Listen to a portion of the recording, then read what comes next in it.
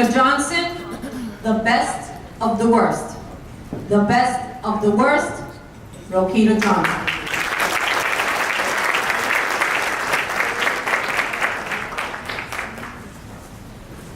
Have you ever received life-changing news that rocked you to the core? Distinguished judges, fellow Toastmasters, and guests.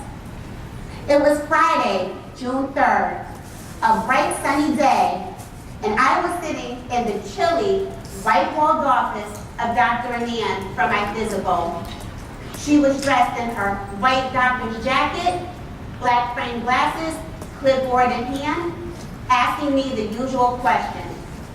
When there was a knock at the door, a receptionist poked her head in. Dr. Anand, there's a call for you about Miss Johnson. Dr. Anand instantly put down her clipboard and turned to me.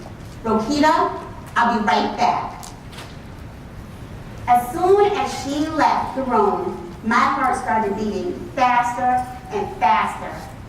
You see, Dr. Anand is not just my doctor, she's also my mother's doctor. And I knew that today my mother would hear the news of some test results. All week I had been hoping, wishing, and praying for some good news, but now all I felt was petrified. I suspected that the Mrs. Johnson they were referring to was my mother, Rosie. As soon as the door swung back open, I wasted no time. What was that call about? Oh, that wasn't about you, that was another Miss Johnson. Was it about Rosie? Rosie Johnson's my mother. Dr. Anand looked at me as if I had two heads. It was clear she had forgot that I was that Miss Johnson's daughter. Finally, she said, you know, I can't tell you anything due to patient privacy rights. Have you ever felt like you had the wind knocked out of you? Because that is how I felt in that moment. I knew that my mother had breast cancer. When the worst happens, it's so easy to feel angry and hopeless. But my mother taught me something from her illness. Don't let the worst get the best of you. Let the worst bring out the best in you. She taught me this in 3 ways. The first lesson, in a crisis, 2 words don't matter anymore. Small stuff. You don't acknowledge trivial matters. One day, she and I were sitting in her living room, and I was expressing my concern over a very serious matter that had been bothering me. I needed to have my hair done. And after I rattled on and on, I stopped and looked at her. She was nodding her head as she patiently listened to me. And then it hit me. I'm complaining about my hair, and my mother is lying here with no hair due to chemo.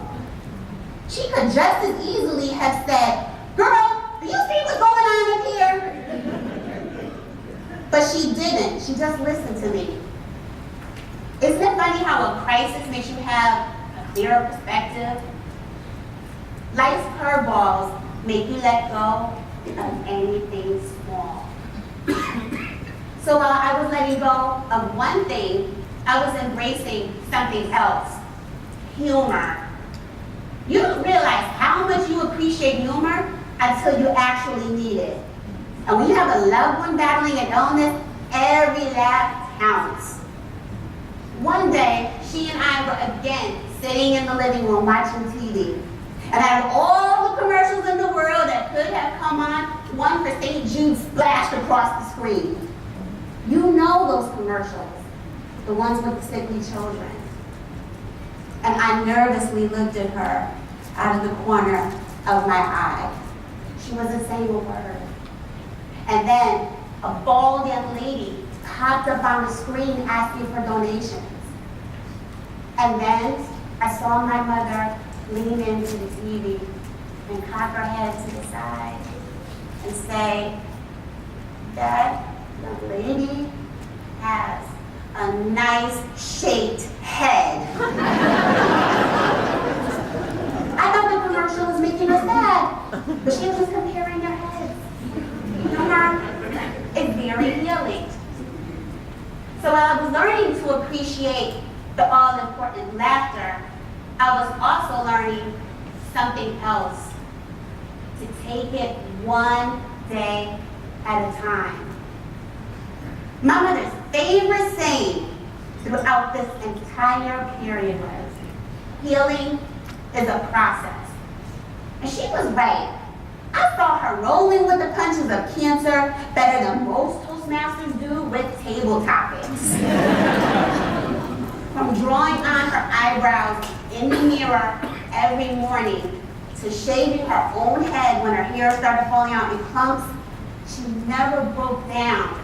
Instead, she just built herself back up again, slowly.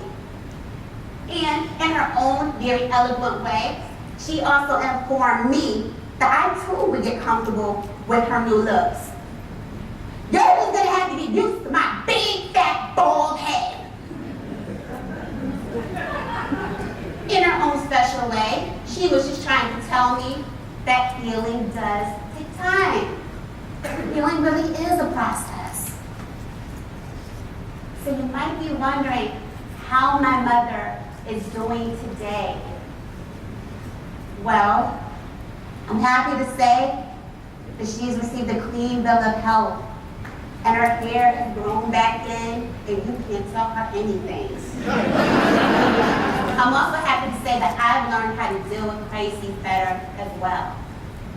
Challenges are a part of life, but what matters is how we deal with them. When you're going through your own difficulties, I want you to think of my mother and her lessons. Let go of anything small. Humor is healing, and healing is a process. Don't let the worst get the best of you. Let the worst bring out the best in you. Madam Contest Chair.